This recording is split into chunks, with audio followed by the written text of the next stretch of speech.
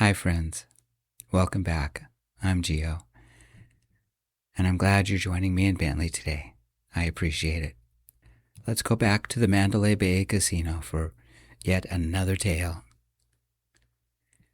Place your bets, I yelled, clearing the cards from the table, tapping them into a rectangle, and placing them in the discard tray. It was the usual crowd tonight. Men in suits, women in elegant dresses, working-class Joes hoping a final hand would make them rich. Never did. The house always won. Tonight, the house was Mandalay Bay. I'm Nate Calder, and I run one of the blackjack tables. It's Thursday, about 9 at night. The place was packed. Slot machines chimed. Music drifted from the nearby theater, and crowds gasped whenever someone won. Roulette wheels turned in every direction, their spinning balls chattering against polished pockets. Chips clattered from hand to hand. Dealers snapped cards across navy blue speedcloth, designed exclusively for Mandalay Bay. And the casino hummed with the electricity of money changing hands. The usual crowd of random people sat at my table. A housewife, an old man, a couple of college guys, an overdressed sorority sister. Most had piles of chips, except the college guys. From their tone, one had lost close to 1,000. The other was up by $50. The players nursed uneven stacks of chips, mostly reds and blues, flecked with the occasional white or green. The housewife had a solitary black chip tucked behind her main stack. She watched over it with the protective intensity of a mother guarding her last hope. My phone buzzed. It lived in my pocket while I was at work. I could be written up if I checked messages out on the floor. Whoever it was had to wait until break. Then he took a seat. Brown hair, casually styled, expensive cologne, a white linen shirt open at the collar, a silver chain visible at his throat.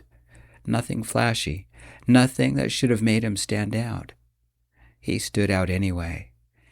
People stepped out of his way. The old man glanced over, picked up his chips, and drifted into the crowd.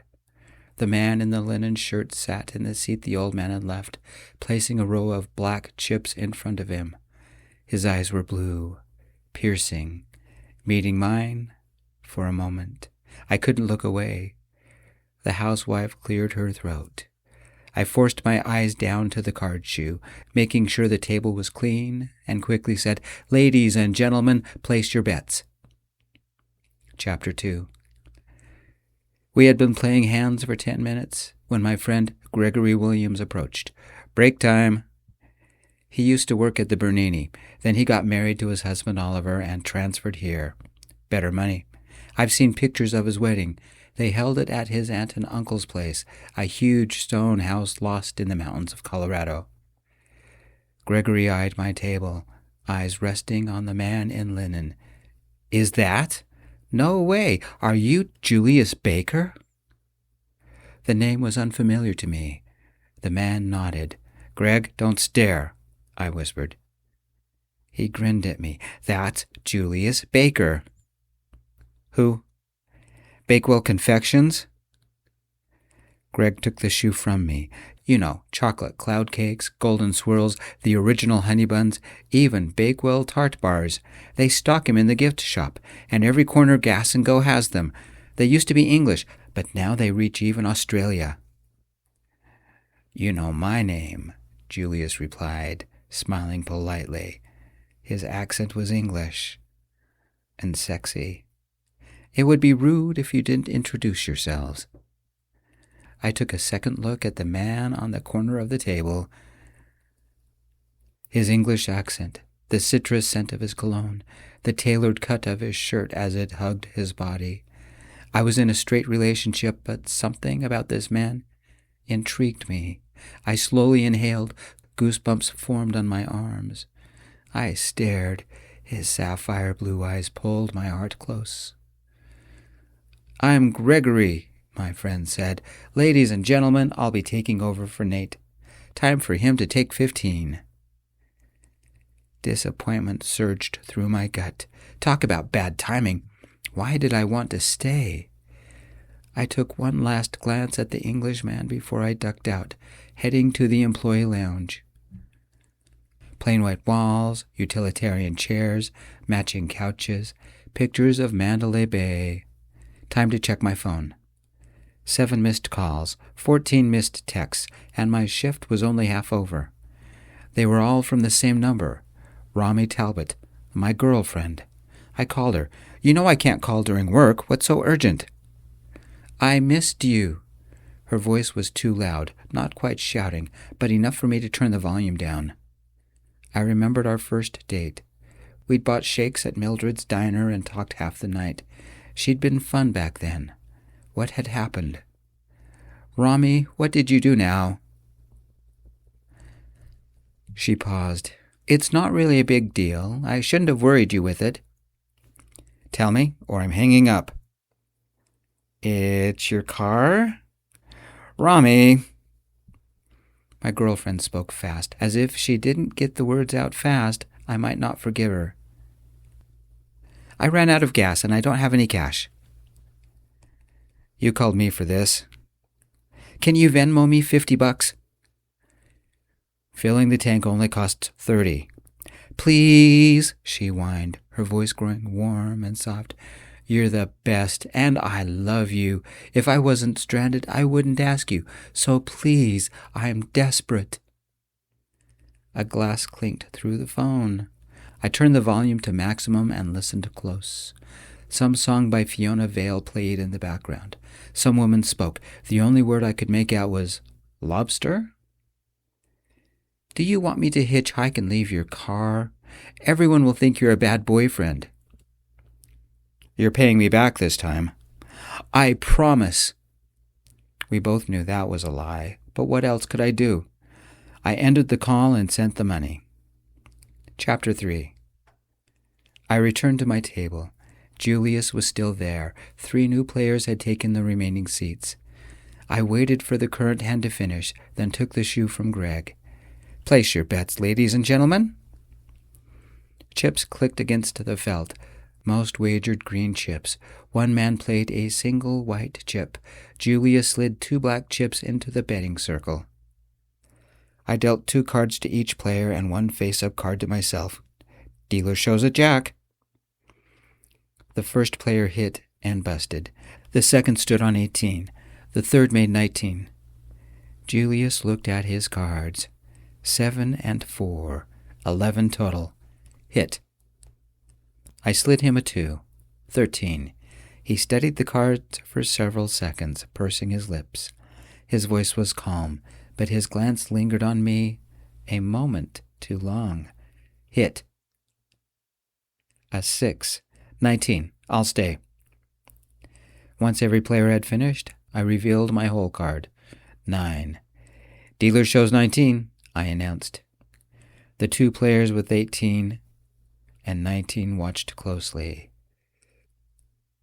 Push on 19. I gathered cards and chips. 2 people left. A new person joined. Time to get serious, I said. Place your bets. An hour later, the man who only bet white $1 chips had 20 or 30 new chips in front of him. Julius had converted several of his black $100 chips into purple $500 chips. I've enjoyed the evening and would like the night to continue. What time does your shift end? He twiddled one of the purple chips across the back of his fingers. About 1. I knew where this was going. Part of me grew cautious. Part of me wondered what would happen if I said yes. Julius nodded. I'd like to buy you dinner. Or breakfast, if you prefer. It wasn't uncommon for dealers to get hit on. I had to think of my job, of my life, of facing reality tomorrow morning. With only a shadow of regret, I offered a simple smile. I'm sorry, I have a girlfriend. My loss. His voice was smooth as a chilled Merlot. His blue eyes held a hidden laugh as if something was funny. Chapter 4. I fell into bed at just after 2. Rami wasn't there. I felt her slide into bed about 4, but I was too dragged out to care more than a mumbled hi. She smelled clean, like she had just showered. At 9, I crawled out of bed, surviving on coffee. Rami had left empty takeout bags on the counter and last night's dress on the bathroom floor. It smelled of sweat and cologne. Not mine.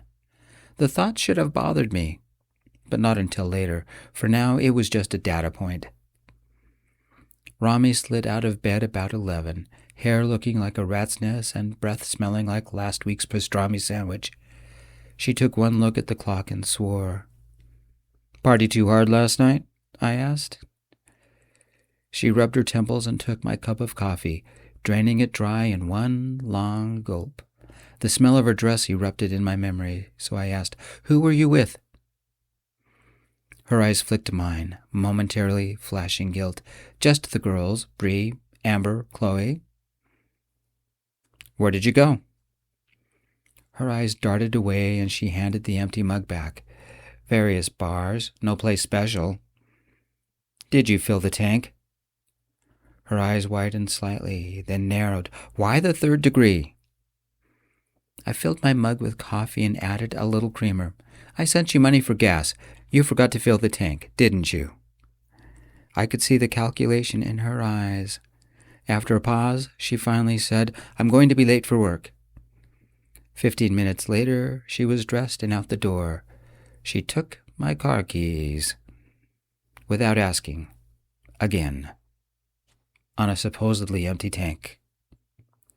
I stared at the closed door for a moment, drained my second cup of coffee, then poured another. My stomach might rot, but I needed all the caffeine I could get. I reported for work by 4. The man from last night haunted my thoughts.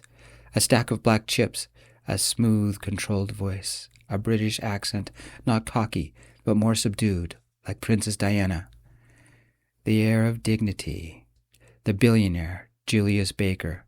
I always thought billionaires were old men, but not this one. I guessed 30s, a man who took care of himself and knew how to dress nice but not flashy.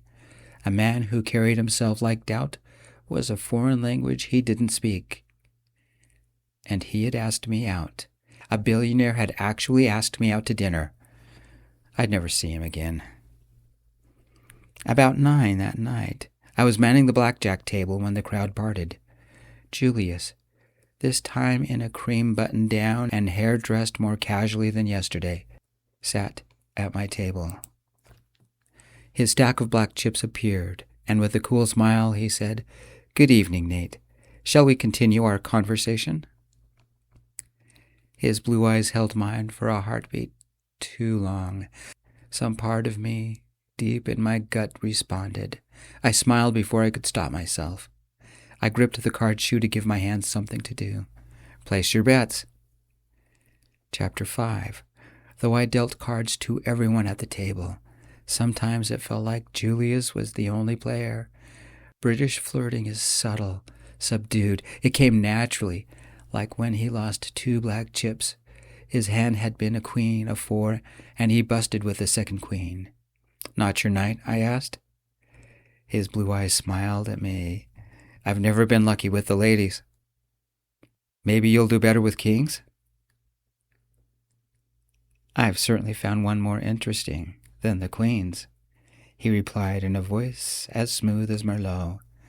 My heart hitched. The shoe remained forgotten. I glanced at the cards, fighting the heat rising in my cheeks. My stomach tightened. I swallowed hard and ordered my heart to stop beating so fast. I quickly gathered the cards and chips, made sure the table was clean, and fell into the dealer's rhythm. "Place your bets."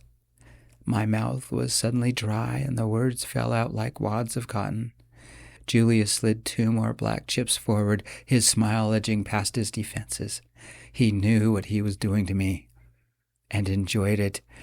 The problem was, and it was a serious damn problem, so did I. We talked and played until 12:30. He told me about Bakewell, the town where he grew up, and the bakery his grandfather had built there. His grandfather rose every morning at 4:30 to start baking for the morning rush. His grandmother made homemade sticky buns that people from nearby towns drove over just to buy. Julius grew up watching his mother take accounting classes at night so she could learn to keep the books. They didn't get rich until he was 20. His business degree helped turn the Little Bakewell Bakery into a global sensation. I asked if he knew how to cook. Julius stared at his drink. Everybody in my family can, but I haven't for years. In return, I shared stories of my own life, growing up in Henderson, moving to Las Vegas, and going to college. I told him about my friends, water skiing on Lake Mead, and hiking Icebox Canyon one spring break to see the waterfalls. We talked about relationships. I told him about Rami. He told me about his ex, Nicholas, the man he had loved through university. What happened? Nicholas found a soccer player who didn't spend his nights over spreadsheets and taking international calls at every hour known to man, he replied. Do you ever sleep? And he said, with a smile, some people aren't allowed. The exhaustion around his eyes did not lie. As we parted, he asked again, Can I see you for dinner? His eyes showed he already expected my answer. I like you, but I have to say no. I shoved my hands into my pockets. You'll leave Vegas in a couple of days. He handed me a business card with his name and number. He held it for a moment, then scribbled his cell number on the back. If you change your mind. He offered a small smile as he walked away. After my shift, I stopped at a bar for a little liquid courage before catching the bus back to my apartment. I own a car, but parking on the strip cost so much it practically required a bank loan. The trip took 45 minutes, showcasing the fountains in front of Bellagio. Jets of water rocketed 240 feet into the air, shooting taller than many nearby buildings. I walked the final block to my apartment. Rami had returned my car. I peeked in the window. My car had less than a quarter tank of gas and 2 empty Louis Vuitton shopping bags. A slow burn began somewhere in my chest. I ran up the steps to my 3rd-floor apartment, unlocked the door, only to find Rami lounging on my couch, glass of white wine in one hand, her cell phone in the other. The voice of one of her friends blabbed loudly. Must be on speaker. I heard my name, and I stopped. You talk like you don't love Nate anymore, her friend Mona said. Back when we met, it was all sparks and fire and mind-blowing passion. Nate has grown domestic, all bills and finances and chores. You mean he's boring or you're bored? I don't know, Rami said.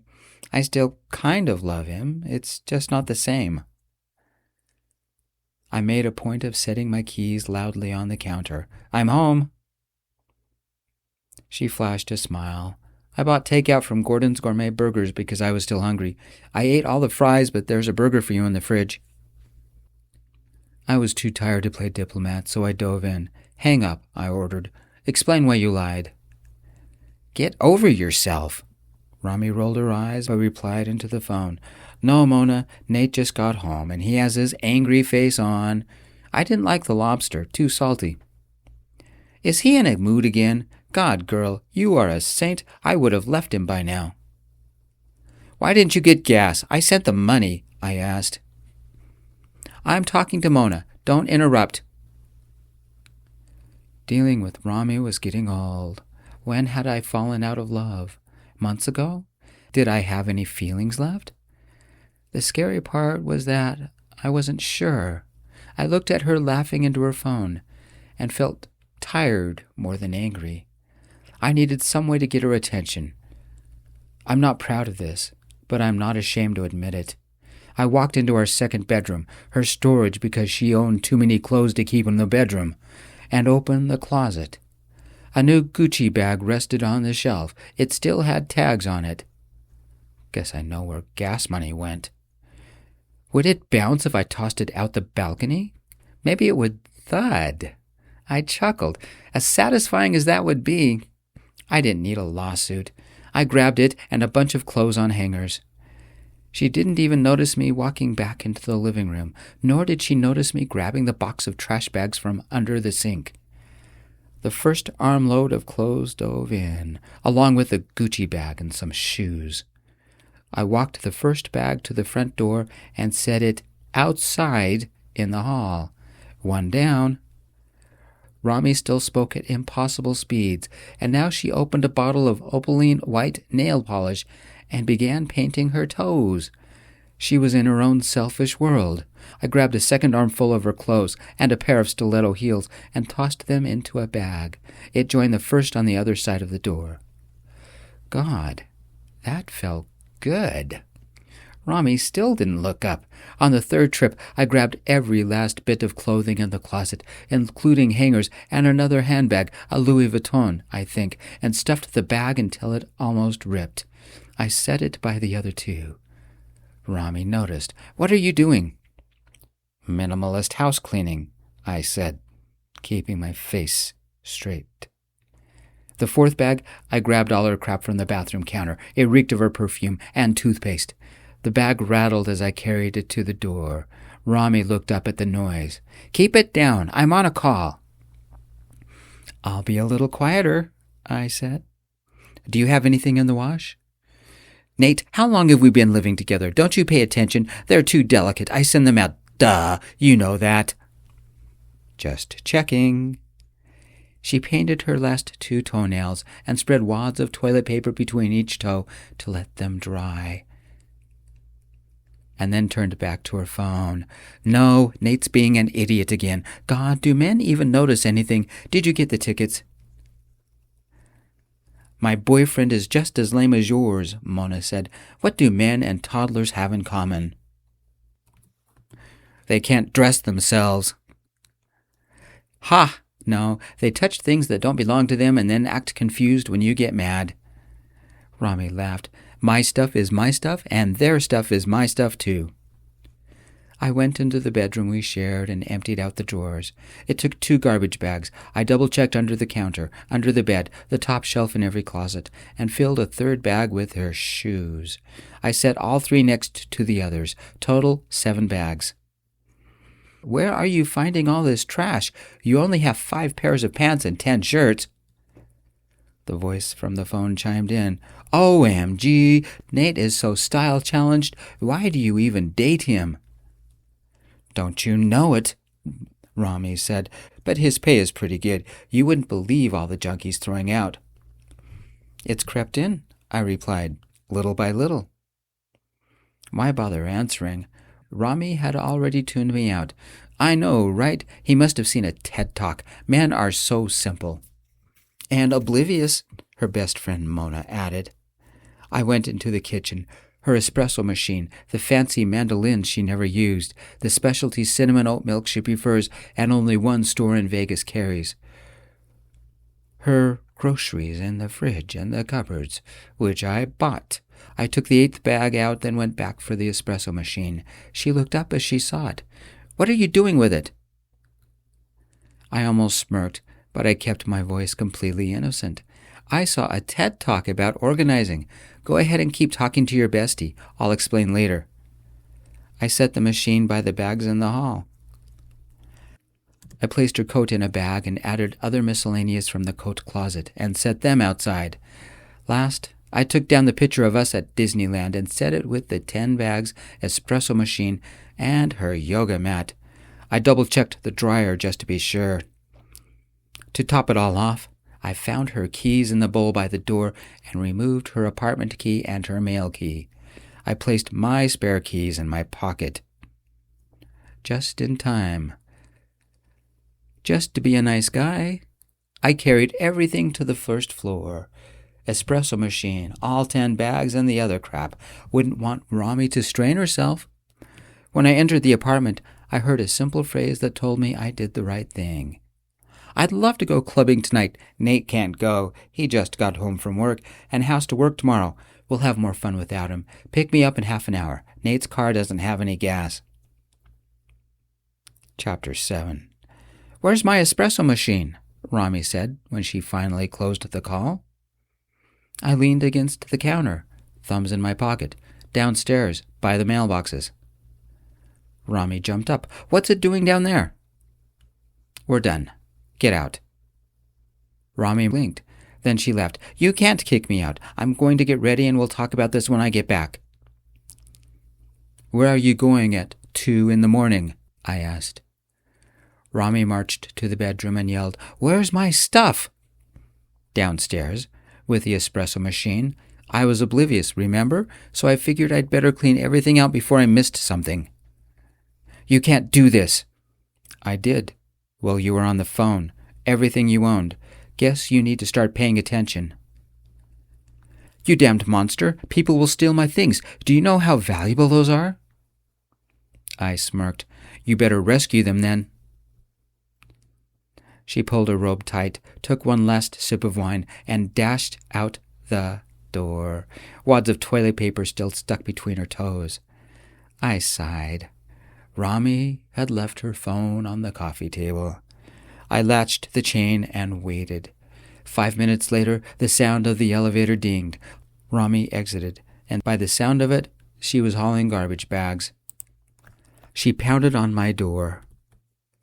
"Yes?" I responded. "Let me in."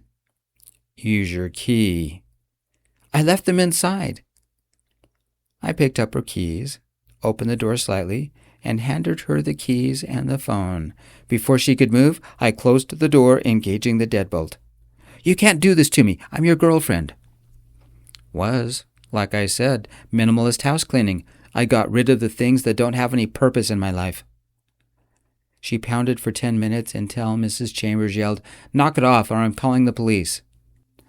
Rami sent me a text. "Loan me your car so I can take my stuff to Breeze." Maybe it was petty, but I responded, "Sorry, it's out of gas. You didn't fill it." Our text battle continued. "You owe me for kicking me out," she replied, in all caps. I shifted my phone to contacts and blocked her number. As I shut off the lights, I heard through the door, "Bree, Nay kicked me out. I need a place to stay, and you have that spare room. Can you come get me?" The hall went quiet as Bree answered someone on her end of the phone. "Sorry, girl. Tyler says no." Chapter 8. I was still up at 4, a cup of fresh coffee steaming beside me. The table was cool under my hands, and the faint smell of Rami's perfume was fading. I stared at the card Julius had given me. Rectangular, dark blue, had the crest of Bakewell Confections. It was too early to call my friends. A distant ambulance wailed. Crows flew outside, their loud caws echoing off the surrounding buildings. I flipped the card over and ran my finger over the handwritten phone number. I wanted to talk to someone. Not because I needed a friend to tell me I was right, but because I needed to hear a kindly voice. I called Nate. Straight to voicemail. I called my best friend Sam. Also voicemail. I called 2 other people. No luck. My parents? No. This wasn't bad enough to talk to them. What about a stranger? I looked at the card, turning it around in my fingers. I didn't know him. He was a billionaire who wouldn't understand an ordinary person's problems. Or simply needing to hear a human voice before the shock of the last few hours sunk in. I shouldn't call. It had only been a casual conversation. I picked up my phone, shifted past the lock screen, and almost touched the buttons. No, Julius wouldn't see it like I do. Julius and I live in 2 completely different worlds. How would a man who lived all over the world relate to the normal life of a blackjack dealer? My thumb hovered over the keys, shifting apps to the phone screen. I stared at the number on the card. My thumb moved, obviously knowing more than I did. It dialed. The phone hummed. It clicked. The screen changed. My heart beat a little faster. My hands felt a little sweaty. The phone connected. I should hang up before he answered. What if Julius picked up? It was 4 a.m. God, was I desperate? No, I just wanted to hear another human voice. It rang. Twice. Good. It would go to voicemail. I can leave a message. I can relax. I can go to bed and forget this night ever happened. The third ring. I was safe. No, a man like Julius couldn't relate. Billionaires don't worry about gas money, cheating girlfriends, or whether they'd made a terrible mistake. This was stupid. I hung up without leaving a message and stared out the window, sitting on the couch, watching the sky begin to lighten. Completely unsure how I should feel. The air conditioner thrummed. Cold air flowed through the apartment. My phone rang. I muttered, "Hello?" In a voice smooth as Merlot, Julius replied, "I'm returning your call. You don't sleep either?" I don't remember what we talked about. I think I told him about Rami. He spoke about the problems with the new supply line. I told him about card counters trying to beat the system. He told me this was his first time to the States, and he was personally finalizing a deal with MGM Grand. I do remember relaxing as my back molded to the back of the couch, and finally, I fell asleep with Julius still on the line. Chapter 9. Once again, Julius joined me at the blackjack table at about 9, wearing a Lakers jacket over a vintage Red Hot Chili Peppers Californication tour t-shirt. We played cards until my shift ended. Then he called for his car, a BMW 4 Series coupe. I've never been chauffeured before. We drove down the strip, alone in the back seat. Talking with Julius was easy. We stopped at the Henry, ordered wine, and shared an order of popcorn shrimp. By the time the basket was empty and our glasses needed refilling, we talked our way to nearly 2 a.m. Julius was the perfect English gentleman and drove me to my apartment. He walked me to my door, lightly kissed me, and asked, "Can I see you again before I leave?" "When do you leave?" "Day after tomorrow." I kissed him back. "Want to do anything later?" "I'd like that." And then I asked the phrase I could kick myself for. "The night doesn't have to end. Do you want to come inside?" He nodded as if carefully considering his response. I prefer not to rush these things. Until later tonight. I stood on the balcony watching the BMW drive into the Vegas streets. Something about Julius cautiously thrilled me. A smile crept across my face. Good thing no one was watching. It was nearly 3:30 when I went to bed, savoring the memory of popcorn shrimp and trying not to replay every word Julius had said. Chapter 10. Bree's call woke me. What did Rami's best friend want? I put it on speaker. "Hello?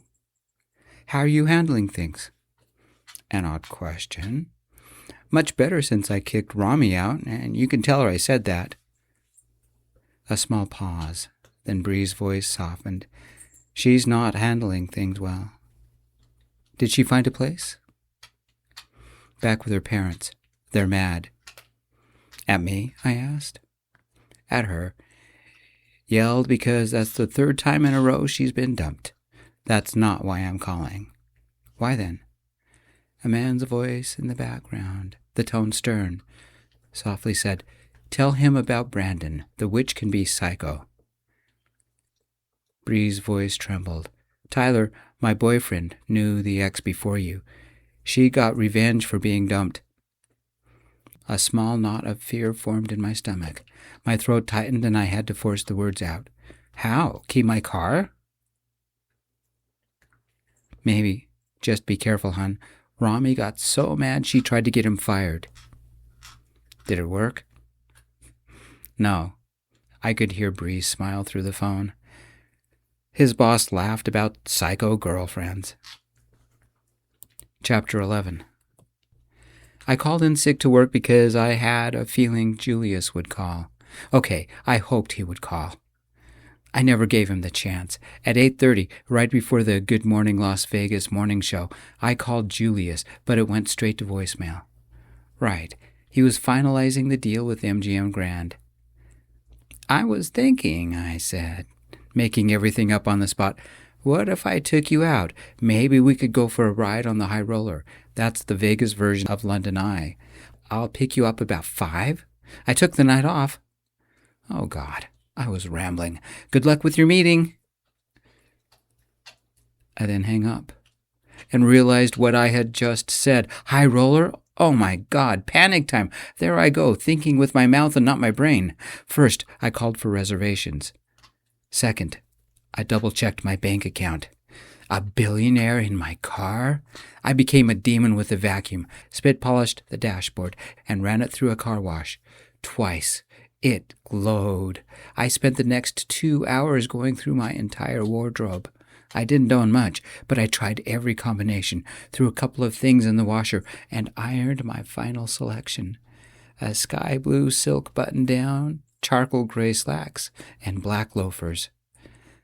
I texted that I was on my way and spent the longest half hour of my life driving over. I was beyond excited. My thumbs twitched on the steering wheel. I shifted through songs, unable to find one I wanted to hear. My phone rang. "I'm at the main entrance," Julia said, in that beautiful English accent. An unexpected thrill rose in my chest. I couldn't stop smiling. I pulled the car into the main entrance of the Mandalay Bay Hotel. Seeing him standing there, tailored apricot shirt, white slacks, pine-colored fisherman's sandals, and a simple bouquet of apricot lilies and white chrysanthemums. My grin grew dangerously from ear to ear before I brought it under control. My father's voice rose in my head just before I left for prom. "Always make your date feel special. Get the door, tell them how nice they look, and most importantly, above all else, pop a breath mint." I parked, popped a breath mint, and ran around my car to open the passenger door. "You look amazing." "Thank you, Nate. Blue is your color. These are for you." Julius handed me the flowers. I held them as I opened the door. My eyes dropped down to the door, freshly damaged. The silver metals shone through the slashes in the green paint. The rough edges yelled it had been recent. The grin vanished. My heart shrank. Damn. Somebody had keyed a giant dick the size of a basketball, deep enough to dent the metal. Julius followed my gaze. Of course he did. He saw everything. Why did I even bother trying to impress him? Tears burned in my eyes, but I refused to let them fall. My hand clenched into a fist, crushing the flower stems. I relaxed my grip, eased my shoulders, and forced a breath. Rami came to mind immediately. I wish I could think of anyone else. She must have come by the apartment after the car wash while I was ironing my shirt. Was she spying on me? She sure left me a nastygram. Message received. "You have to pity your ex," Julia said, nodding. Bitterness settled in my stomach. Suddenly, I'd lost my appetite. "Why's that?" "Imagine," he replied, "being so full of rage and all you produce is a giant dick. I knew guys back when I was in middle school with more creativity. I blame our school system for creating such a failure of imagination. Or maybe Twitch." I almost snorted, but opened the door anyway. Julius slid in. As we drove, Julius laid his hand on mine. Just before my ex, Nicholas, and I broke up, I made an apple lattice pie from scratch, spent hours getting dough rolled out, found organic Honeycrisp apples at the market, even pre-baked the apples to make sure they softened. "What was the occasion?" I asked. "His parents' anniversary. I admit I was out of practice because I spent more time behind a desk than in front of an oven." "Did it turn out?" "Perfectly." Confused, I asked, "What went wrong?" "His parents loved it, praised my skills, and said they were glad I was joining the family. His father even teased that my ex could learn a few things." Sounds like good news. My ex didn't see it that way. Said I was trying to replace him in the family and threw the rest of the pie at the wall. That night, we broke up. I haven't made an apple pie since. We drove the rest of the way talking about safer things, like what were his family's best-selling products, or who was my toughest customers. We spent hours at the nicest restaurant I could afford, Joe's Seafood, prime steak, and stone crab. 2 hours passed in minutes, followed by a short walk to the High Roller. We talked about nothing, about everything, about the World Cup. It looks taller than the London Eye, Julius observed as we stood beneath the gigantic Ferris wheel.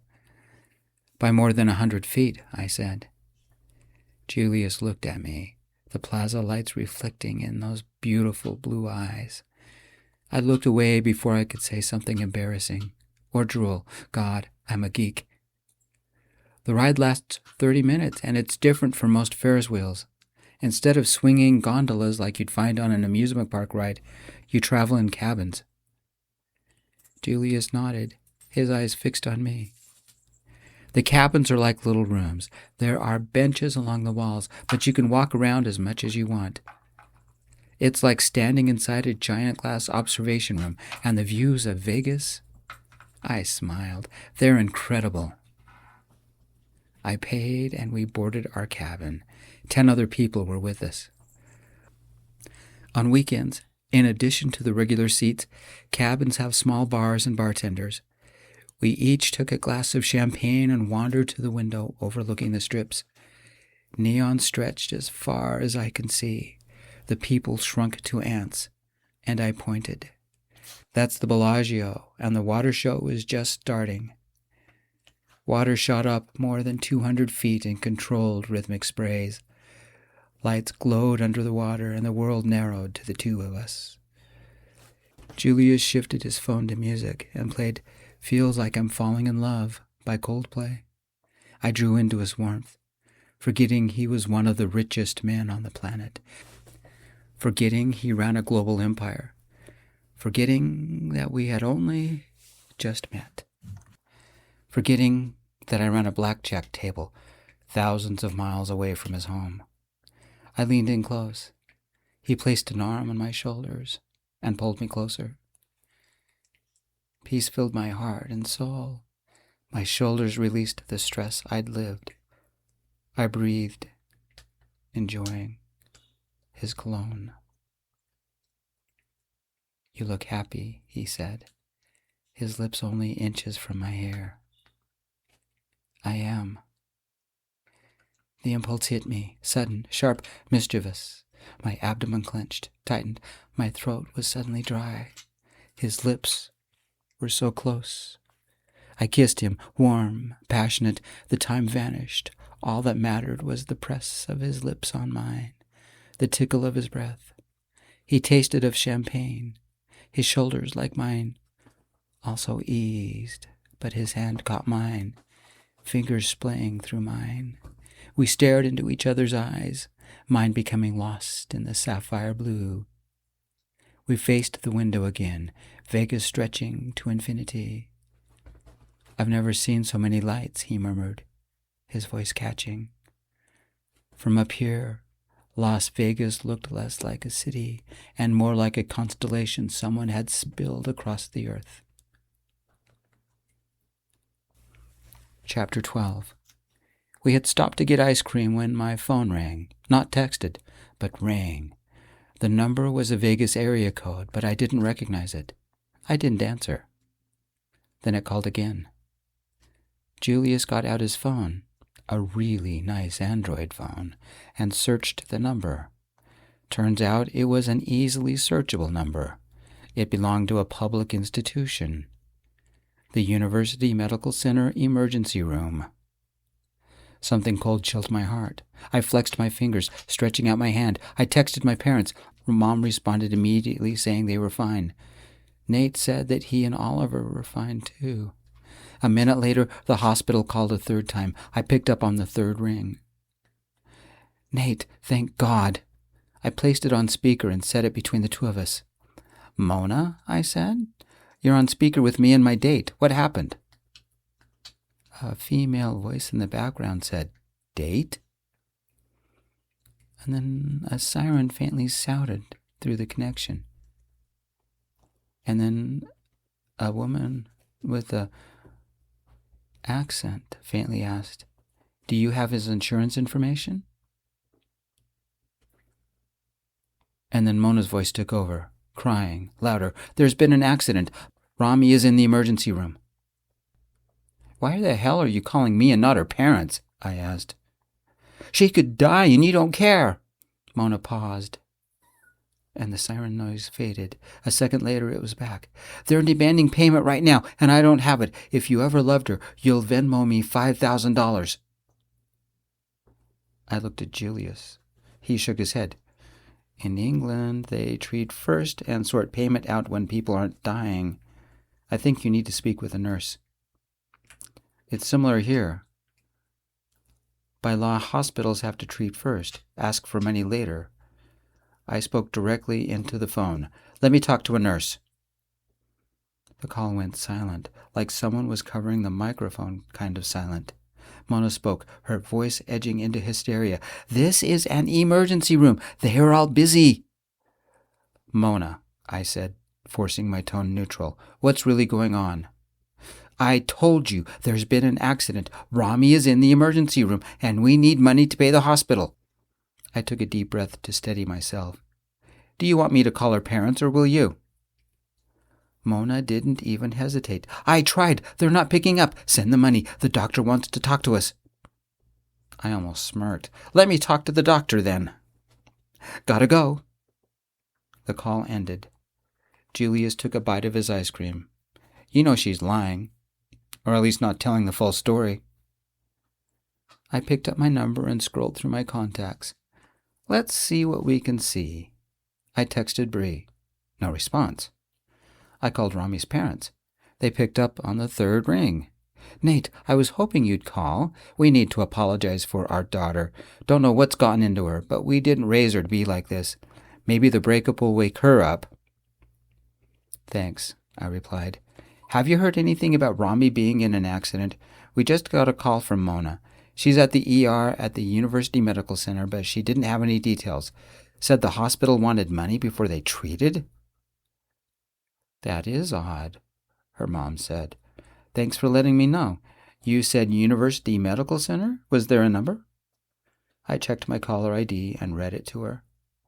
"If I hear anything, I'll text you." Julius reached to my phone and ended the call. He handed it to me, a wicked smile on his face. "Care to go for a drive?" Chapter 13. We pulled up to guest parking at the University Medical Center, the flowers delivering their sweet scent into the car. We walked to the emergency room sliding doors, dodging past 2 police cars. Bree's white SUV was near the doors. No sign of either Rami's or Mona's cars. An olive green towel lay discarded by the side of the SUV, more than half of it darkened with blood. My hand gripped Julius.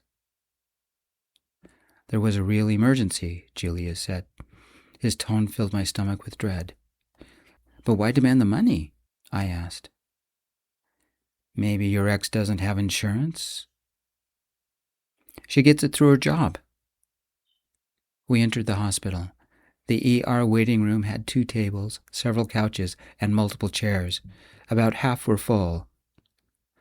Rami and Mona sat along the far wall. No blood on either of them. Phones out, giggling. My phone trilled. An incoming text from Mona. "Send the money, please. Rami will die if you don't send it." I showed Julius. He rolled his eyes and started recording my ex and her friend.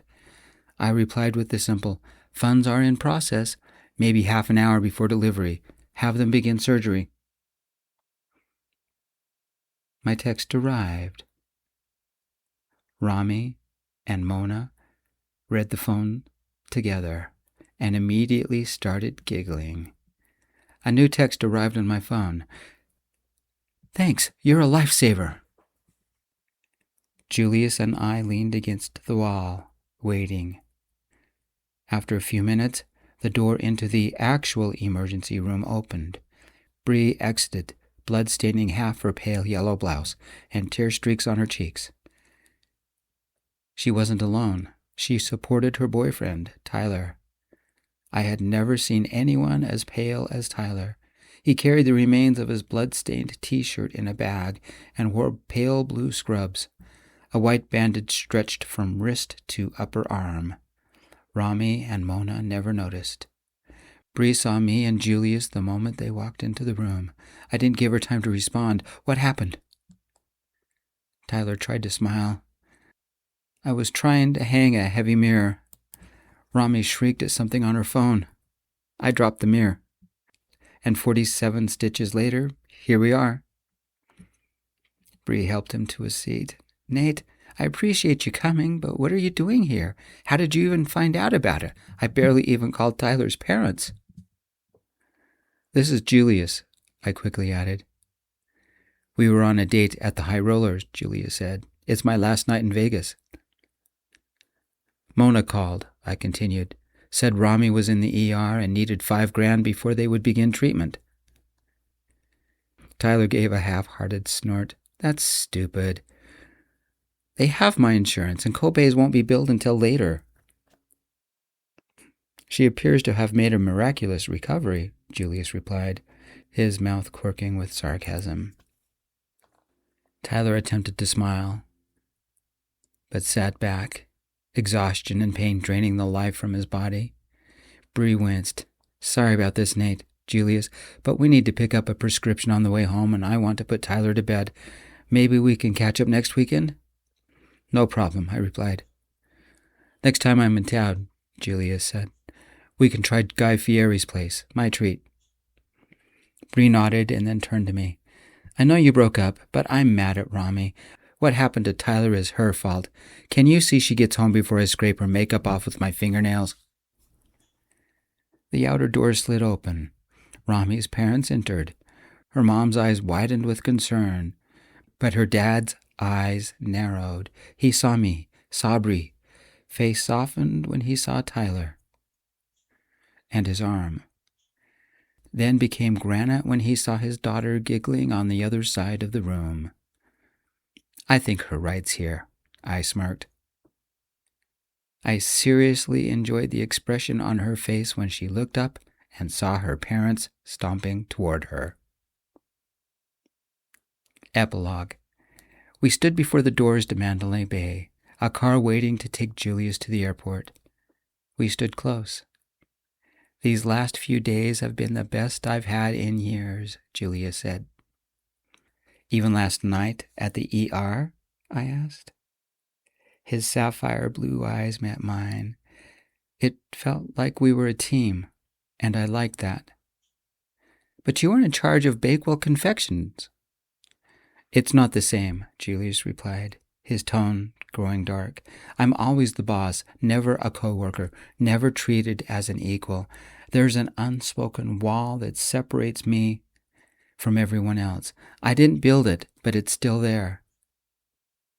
It sounds lonely, I said. Don't you have any friends? Outside of family, Julius said, his voice low and vulnerable. People only see me for my money, never as a person. With you, I can be myself. You haven't asked me for anything. With a smile, I said, I'm going to break that assumption because I'm going to ask you for something personal. But you can always say no. Julius stiffened as if he were bracing for a fight. What? I lowered my eyes to the top button on his silk shirt. Will you call me when you get to England? I can do that. Anything else? Julius said, his hand taking mine. Can I have a kiss? I teased, leaning into his warmth. Julius smiled as the weight of his lips on mine promised more. The end. Thank you, everybody, for joining me and Bentley. I'm Gio, writer and narrator. Bentley is in charge of special effects. By the way, by the time you listen to it, Bentley will have had a birthday. He's 1 year old now. He's been with me for 6 months. So Bentley would appreciate it. Well, I would appreciate it too if you could wish Bentley a happy birthday in the comments. Thank you, everybody. This has been fun. I appreciate all of you. We'll see you next time. Peace, my friends. I love you all. Hi.